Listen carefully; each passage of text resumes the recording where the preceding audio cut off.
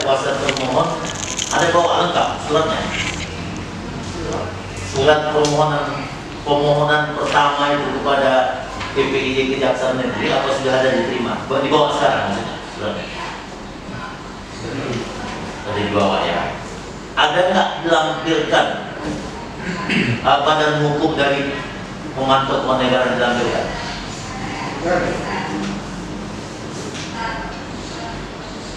Tidak ada.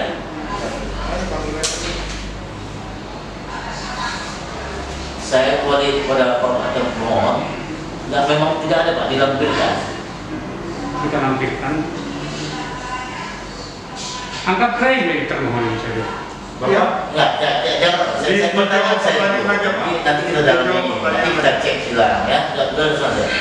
Karena ini saya jelaskan bahwa kalau dia permohonan pribadi perorangan, maka cukup dilengkapi permohonannya dengan KTP saja untuk BPKTP, bukti diri bahwa dia warga negara Indonesia. Kalau dia perkumpulan, maka harus dilengkapi dengan SK Menteri Hukum HAM-nya. Itu yang saya tanyakan. Bapak termohon tadi menyatakan tidak ada dilengkapi. Tidak ada, hanya surat seperti ini aja, seperti yang sudah ada sama kami ini. Ini saya ingin penjelasan dari Ini begini majelis. Nah, coba Itu sudah kami lampirkan. Itu SOP PKN. Setiap meminta informasi publik itu untuk startup itu. Permohonan informasi publik selalu dilampirkan SK Menteri. Itu udah berapa? Jadi Pak pemohon, Pak Bakar bilang ada dilampirkan. Ya, nanti kita cari buktinya. Kalau termohon ini patuh kepada Perpres 1/2010, mestinya kan mereka menghubungi pemohon kan? Ini kamu kurang ini kamu mau bikin permohonan ini. Mestinya kan begitu kan? Sudah cukup ya? Ini tidak ada fungsinya. Saya nanti maksud Pak Bakar ya, sudah cukup ya. Jadi tidak ada.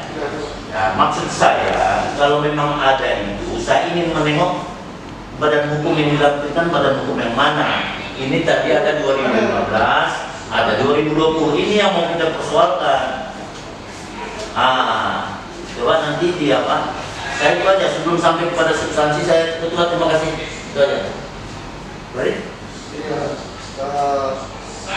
Tadi saya mendengar ini yang sesuai dengan yang kita persidangan semalam kemarin, bahwa yang disalahkan itu selain kop surat juga tentang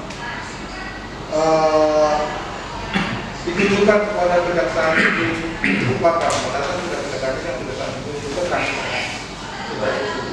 Baru keadilan Pak Prater yang sudah harus sekarang ini untuk menjelaskan dari ini. Baik. Ini komisioner. Mungkin saya tetap memberi kesempatan. Ini komisioner. Iya, sebentar. Saya perusahaan ini Bupati saya rasa tidak perlu karena ditanyakan kami. Baik, soal tidak perlu atau perlu, saya pikir itu nggak perlu dipersoalkan. Kalaupun itu ada, tidak masalah, walaupun tidak berguna. Iya. Nah, jadi tidak udah yang Duduk kali ini handphone ini Pak. Yang dua. ini Komisioner. keluarkan keluar. Mengganggu persidangan itu, Pak. Mohon maaf ya. Ini kok ribut. Ribut. Ingat. Sampai berapa ya? Jangan apa-apa. Tapi jangan mengganggu. Dicabut aja Pak. Kalau misalnya ini dicabut aja kan sudah cukup ada ini. Nanti bisa kedua lagi. Jadi baik. Saya mohon ya kepada para pihak kita fokus pada persoalannya agar sengketa ini bisa kita dudukkan pada proporsi yang sebenarnya. Ya. Baik. Nah, tadi Bapak menyatakan bahwa tidak ada menerima SK dalam permohonan untuk keberatan. Iya. SK Menkumham ya. Baik, dan sudah dibantah bahwa SOP PKN itu tetap melampirkan SK Kemenkumham ketika mengajukan permohonan informasi maupun keberatan. Baik, cukup ya Pak ya, itu ya. Nah, silakan Bapak tadi mau berbicara apa? Izin komisioner, ini kepada termohon. Tadi termohon ini klaim masalah kenapa tidak terjadi di Serdang di pertama. Yang kedua, kenapa eskamensi tidak ada. Di sini sebenarnya komisioner, ini sebagai edukasi aja, pembelajaran untuk kita semua. Mestinya kalau termohon ini patuh dan taat kepada Undang-Undang 14 tahun 2008, patuh dan taat kepada Perdi nomor 1 tahun 2010, patuh dan taat kepada peraturan Kejaksaan Agung. Peraturan Kejaksaan Agung, tolong catat termohon. Peraturan Kejaksaan Agung nomor 32 tahun 2010. Di situ jelas bahwa PPD itu istilahnya pelayan menampung rakyat yang meminta informasi publik. Kalau seandainya di situ ada yang kurang, disitulah tugasnya PPD mengingatkan atau mengajari bahkan rakyat yang minta itu, kamu salah lo ya, ini lo bikin lo ya, harus begini lo. Nah, tenang.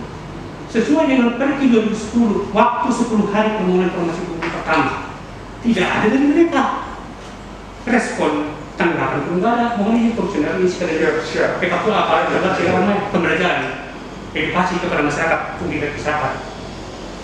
Yang kedua, di Perdi nomor 2010 juga jelas bahwa PPD itu harus melayani masyarakat, mengingatkan, bahkan membuat nomornya mana, membuat mengisi formulir.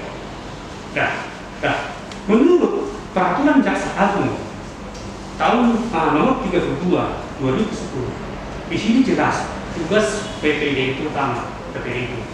Bahkan untuk kejaksaan negeri, penanggung jawab PPD itu adalah kasih intelnya. Artinya ini tidak berjalan. Sehingga kalau tidak berjalan ini, itu kenapa ini Pemilihan Negeri? Mestinya ini di waktu 10 hari itu mereka pertanyaan ke kita, woi rakyat, surat ini salah.